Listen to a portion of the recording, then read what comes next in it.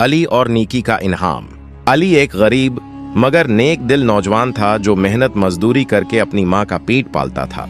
वो हमेशा दूसरों की मदद करने की कोशिश करता, चाहे खुद भूखा रहता। एक दिन शहर के बाजार में अली ने एक बेदहाल औरत को देखा जिसने सिर्फ पानी मांगा। अली ने फौरी बोतल खरीद कर दी।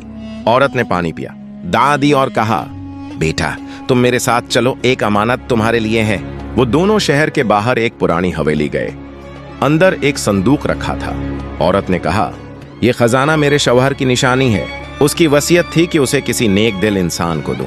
आज तुमने बेलौस नेकी की, तुम उसके हकदार हो।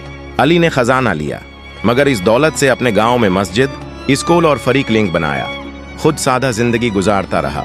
औरत दोबारा कभी ना मिली। कुछ कहते वो बुजुर्ग वलिया थी, कुछ कहते गैबी हस्ती। सबक, बेगरज नेकी कभी जाया नहीं जाती। अल्लाह हर नेक नियत को उसका इनाम देता है।